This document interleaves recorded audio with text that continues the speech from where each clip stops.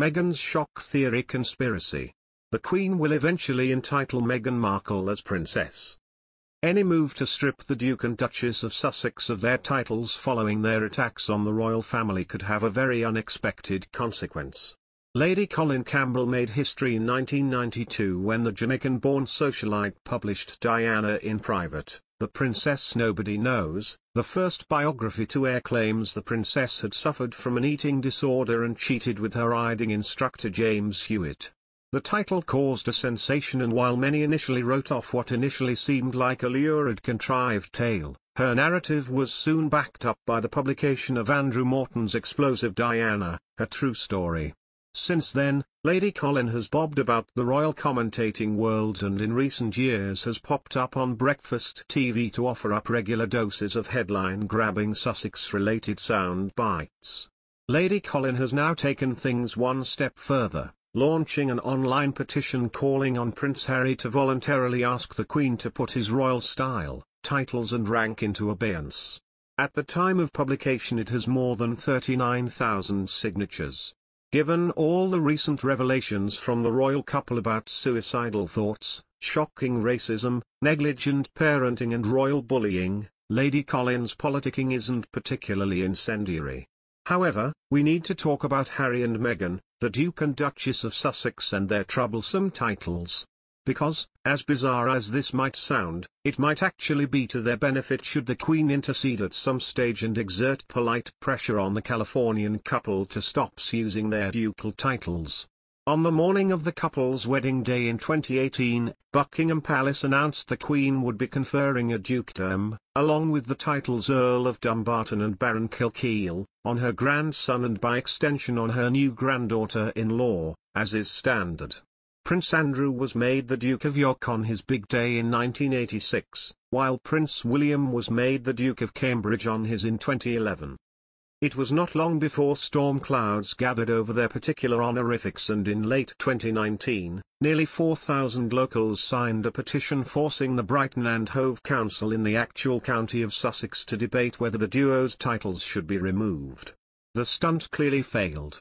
Still, these calls only grew in the wake of the upheaval of Megxit.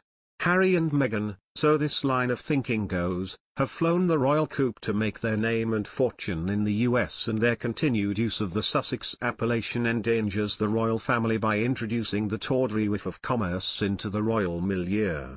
Basically, moolah and monarchy are not meant to gratuitously mix, and, ostensibly, even the merest hint that anyone might dare monetize their royal status is theoretically met with abject horror.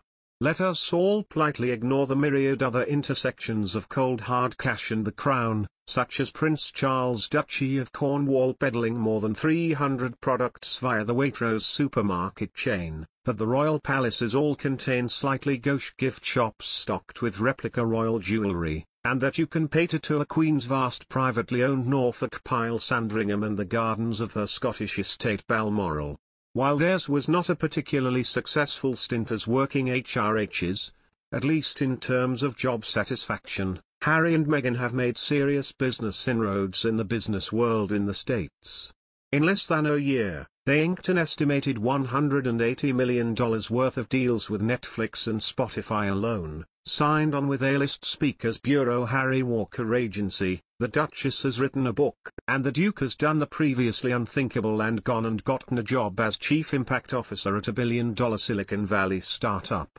With each successive commercial business announcement, the vexing question over titles has continued to bubble away, a situation that was only magnified in the wake of their March TV interview with Oprah Winfrey. Fast forward to another lengthy interview for the podcast Armchair Expert, and then more revelations in the 5-part Apple TV series The Me You Can't See, and the question becomes only more pressing: how could they in good conscience keep using their Sussex titles when they had no compunction about assailing the royal house whenever a camera was pointed in their direction?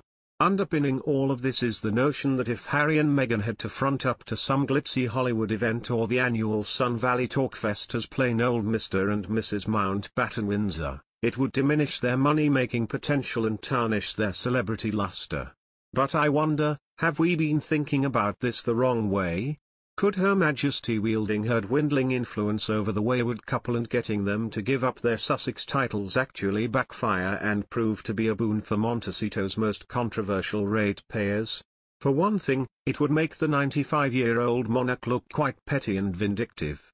For those squarely in the pro-Harry and Meghan camp, this sort of move would confirm their view that the Queen is a mean-spirited nonagenarian out to punish the only biracial member of her extended family. The Sussexes, in turn, could bask in a sort of PR martyrdom that would strengthen their anti-establishment, speaking truth to power brand. This would also make Her Majesty look like a hypocrite too, given that Sarah Ferguson, Duchess of York, is still allowed to wield her royal title with money-spinning abandon. Beyond all of this, even if Harry and Meghan were no longer in a position to use their Sussex titles, they still have his princely status to fall back on. He will always be Prince Henry of Wales officially, and she, as his wife, has every right to style herself Princess Henry of Wales, a la the Queen's cousin Prince Michael of Kent and his wife Princess Michael of Kent. Therefore, should Harry and Meghan find themselves sans their gifted titles, then, no biggie, they can simply go down the Wales route. Not only would they be able to enjoy something of the moral high ground, forced to suffer the slings and arrows of a vengeful palace, but Meghan would be entitled to style herself as a princess, an even more elevated title than Duchess. In short, this whole situation is something of a win-slash-win for the renegade couple. Strategically, the palace is stuck in a bind and only has what looks like losing hands to play. They can leave the couple and their titles untouched, or they can push them to kowtow to their whims and only strengthen the couple's US cause. Still, if DDD Day does come, Harry and Meghan being denuded of their ducal designation, then have no fear.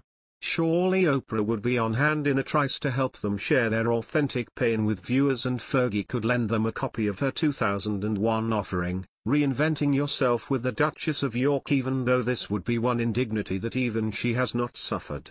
Meghan would become a princess if she loses her Duchess of Sussex title, points out a royal commentator.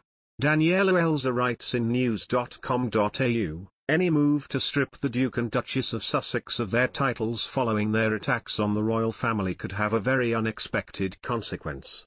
Could Her Majesty wielding her dwindling influence over the wayward couple and getting them to give up their Sussex titles actually backfire and prove to be a boon for Montecito's most controversial ratepayers?